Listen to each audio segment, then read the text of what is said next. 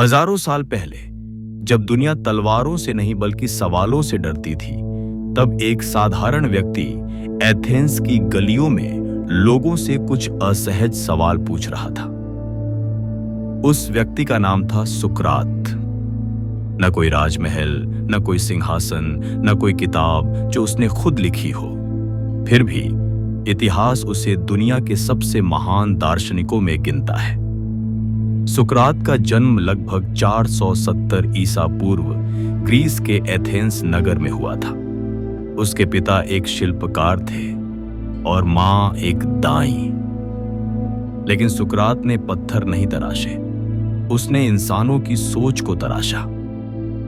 सुकरात मानता था कि सबसे खतरनाक इंसान वह नहीं जो दूसरों को धोखा देता है, बल्कि वह है जो खुद को सब कुछ जानने वाला समझता है। इसीलिए उसने कहा था, मैं इतना ही जानता हूं कि मैं कुछ नहीं जानता। यह वाक्य कमजोरी नहीं था, यह सबसे बड़ी बौद्धिक ताकत थी। सुकरात सिखाता था कि ज्ञान किताबों में नहीं, डिग्रियों में नहीं और भीड़ की राय में भी नहीं होता। ज्ञान तब जन्म लेता है जब इंसान खुद से ईमानदारी से सवाल करता है। वह लोगों से पूछता था, तुम न्याय को जानते हो? तुम सच्चाई को समझते हो? तुम अच्छाई को पहचानते हो?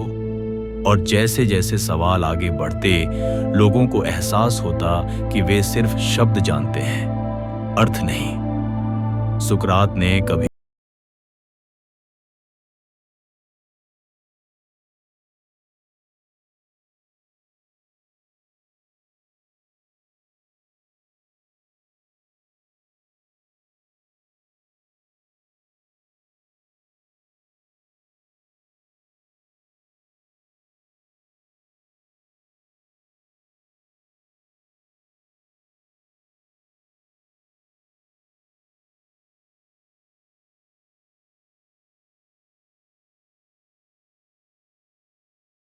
जीने लायक नहीं होती।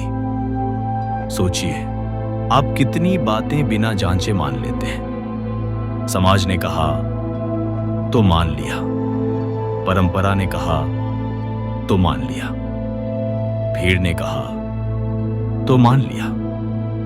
लेकिन क्या वह सच है? सुकरात ने लोगों को सिखाया कि नैतिकता बाहर से नहीं आती, वह अंदर से जन्म लेती है।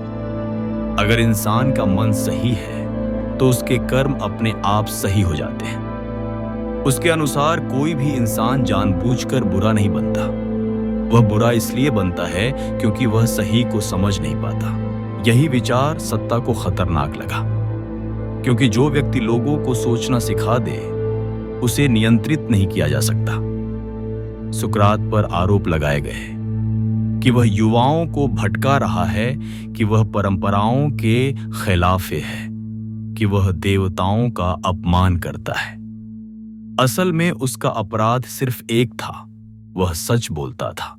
सुकरात को अदालत में लाया गया, उसे चुप रहने का मौका दिया गया, उसे माफी मांगने को कहा गया। लेकिन उसने कहा, अगर सच बोलना अपराध है तो मैं अपराधी हूं। उसे सजा सुनाई गई, जहर का प्याला। और फिर आया वह पल जो सुकरात को अमर बना गया। उसने भागने से इनकार कर दिया। उसने कहा, अगर मैंने पूरी जिंदगी न्याय की बात की है तो अन्याय से कैसे भाग सकता हूं। उसने जहर पिया शांत मन से, बिना डर, बिना शिकायत। 399 ईसा पूर्व सुकरात ने अपने शरीर को छोड़ा, लेकिन अपनी सोच को नहीं। सुकरात मर गया, लेकिन उसके विचार आज भी जिंदा हैं।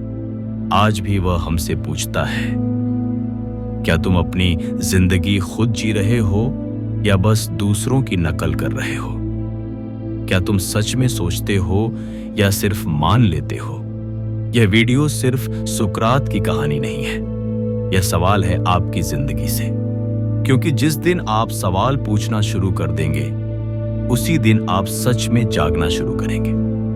याद रखिए, भीड़ के साथ चलना आसान है, लेकिन सही के साथ चलना हिम्मत मांगता है। सुकरात ने हिम्मत चुनी।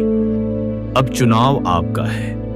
अगर यह विचार आपके मन में हलचल पैदा करे तो समझिए सुकरात आज भी जिंदा है, क्योंकि विचार कभी मरते नहीं।